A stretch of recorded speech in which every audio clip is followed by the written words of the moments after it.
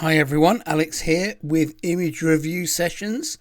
I'm recording a batch of these at the end of October, but they'll play out through November. And they're all, I think there's 5 episodes I'm going to do, all running through my recent trip to God's Pocket Resort off Vancouver Island in British Columbia, Canada. And normally these sessions, as I'm sure you know, tend to be a bit of a random mix. But in this occasion, I kind of had processed out kind of a first pass of images from the trip.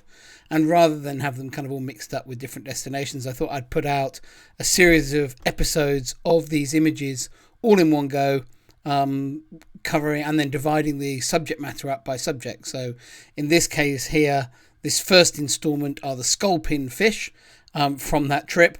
And I've also got, I think, a folder of normal fish. I've got a folder of scenic shots, a mixed bag from the destination, a crustaceans folder, and a mollusks folder. So you'll get a variety of different subjects over the next few episodes, but they're all from the same destination. All pictures taken the Sony A1 and predominantly shot with the Tamron 90, although this first one isn't, and either the MFO1 or the MFO3.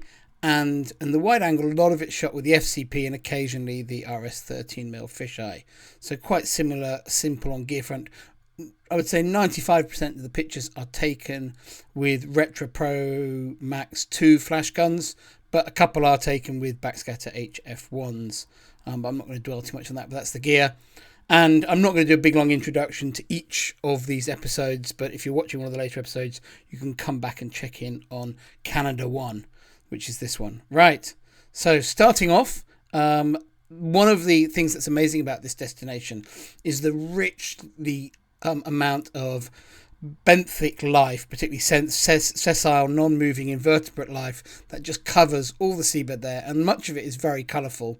And for me, the number one aim when going to this area is to shoot the amazing species, but to have that colour play a starring role in many of the pictures, because it's really what makes this area unique, and it really is sort of unrivaled really anywhere in the world to have so much richness of colour.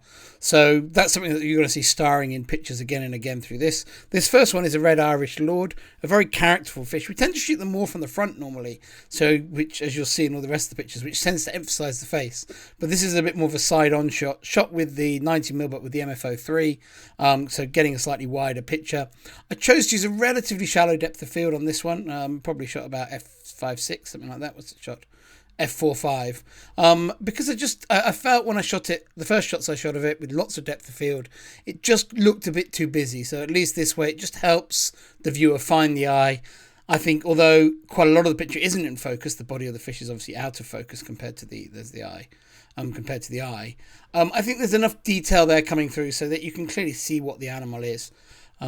But yeah, maybe when I return to this, I might look at one of the earlier shots from the sequence with more depth of field and maybe process both out, because I can see some customers, some end users wanting a bit more depth of field on the fish than this particular shot.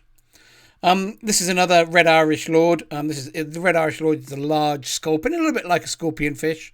It's an ambush predator, comes in a variety of colours. You're always looking for the prettiest individuals. Ones with lots of red on, lots of purple on, lots of yellow on is the ideal, but you'll take any because they're such cool subjects. This one is interesting because this crab was cleaning the red Irish lord. So this is a sharp-nosed crab, and it's in the red soft coral, and you can see the crab down here. There's his face, and he's cleaning away this red Irish lord. And actually I photographed this, and then I went off down the reef and I came back to this area and he was still cleaning it. So I actually got photos of him cleaning it on 2 occasions during the same dive. Okay, another red Irish lord. So this next one is shot with, this is MFO3, this is just MFO1. MFO3 is a underwater lens that widens the view of the camera, but still maintains a macro view. And this is a macro view, I think, catching this very nice red Irish lord that was sitting in lovely yellow sponge, had a yellow body, but had this bright red face, which I really liked. He looks a bit embarrassed, but it's a fun shot. So I like all the colour in that. Now some wide-angle red Irish lords. This was a dive where they were just everywhere, and they're not that common a subject, but on this dive they were everywhere. I just was bouncing from one to another, and you can actually see in the order of the pictures that actually all these were in the same area, and they're actually jumbled up here because I shot this one, then I shot this one, then I went back to the same one again as the first one, and vice versa, because there were just so many, and it was a beautiful dive, beautiful scenery, and these guys just make such a great hero fish within that scenery. So this is the first shot.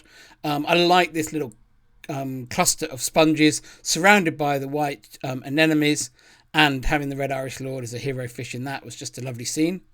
This next one was just an incredibly colourful red Irish Lord, beautiful purple colours on it, sitting just with the red soft corals, the yellow sponge, the white plumose anemones, those pink hydroids behind him.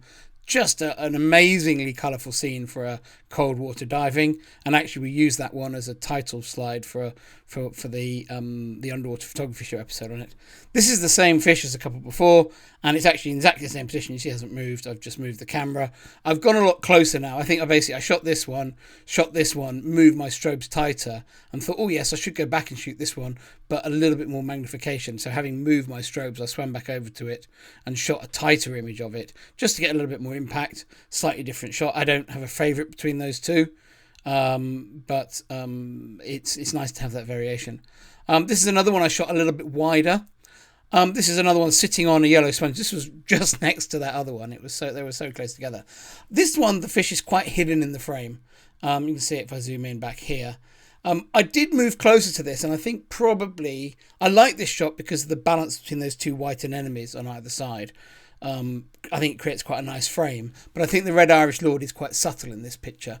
I have others where I went closer to the red Irish Lord, and I think next time I do a pass through these images, I'll be definitely processing one of those out as well. And this was on the same dive as well. This is a red Irish Lord. You can see him here, sitting on top of this big group of soft coral. Just check it's the same dive. Yeah, these are all the same dive, all shot with the Nikonos 30mm because I had it on for this dive. And yeah, just such a productive dive, lovely conditions and subjects galore with great fish sitting in fantastic locations for whatever reason. Back to macro, and this individual here shot with the MF03. Just a nice face portrait. I like this shot just from the series I shot because the dorsal fin is such a great shape in this particular picture. I think it just helps fill the frame. Nice colourful surroundings around the fish, nice and impactful. Another one, this one here, probably shot with the straight 90 this time, not with the MF03.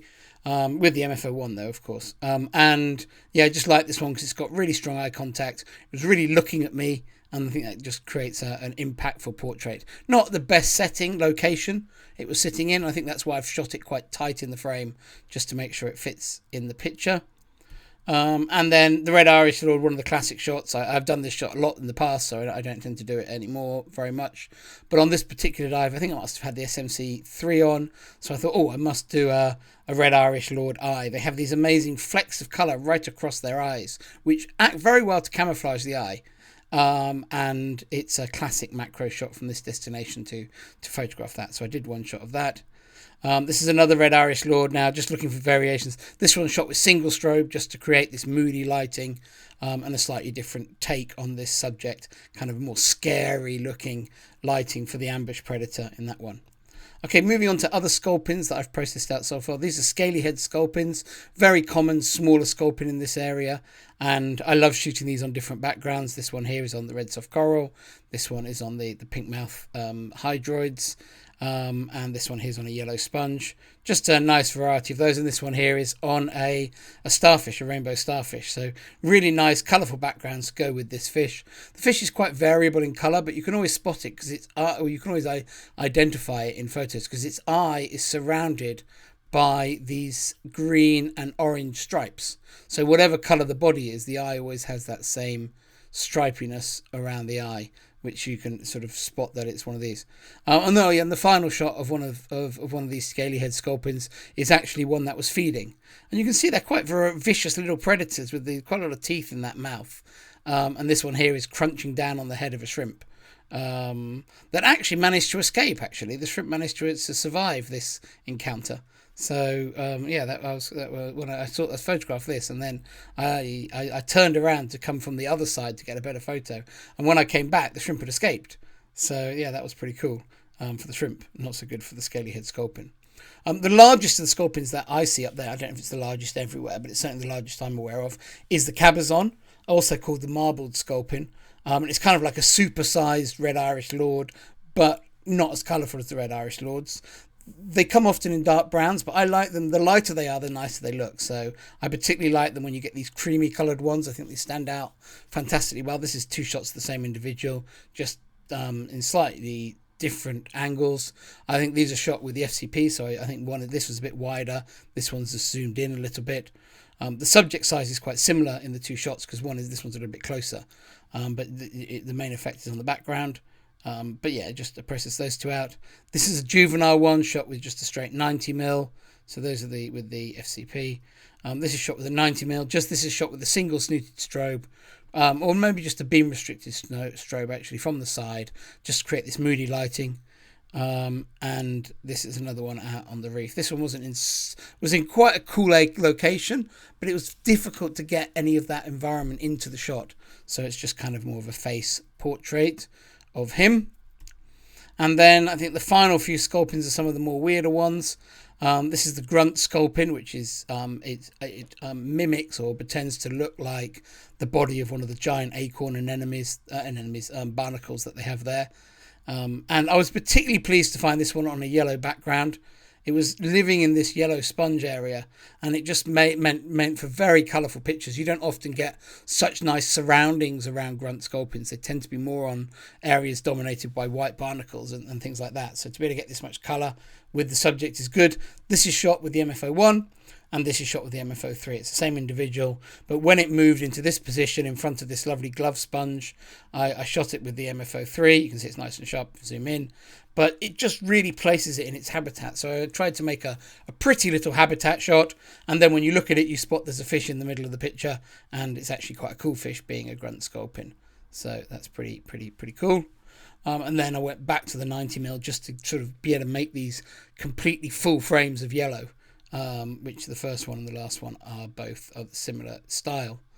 This was a grunt sculpin we found on the house reef, and this one was living in an old moon snail shell, or was certainly sheltering in there for the afternoon when we were there. And that was pretty cool to see. And this was a nice shot. Actually, my friend Nia found this one, described roughly where it was, and I went off and found it, and I saw him on the dive, and I was like, gave him a big okay, thanking him, and he didn't actually manage to find it again. But yeah, he got a very nice shot of this as well, which is cool. And then the final one is a sailfin sculpin, which I typically only see these out at night. But on night dives, they're quite common, certainly in that kind of more mucky environment that we do the night dives in. And they're a cool fish. They're not always the easiest to photograph because they're quite big, they're quite awkward shaped, and they're on the mud. So I always take lots of photos of them, always excited to see them, and then I'm never all that happy with the results. But I think because I'd never had one before processed out, I thought I'd better process one out. So those are the images. I hope that was an interesting episode, and I'll be back again soon with probably the scenic pictures next. Bye.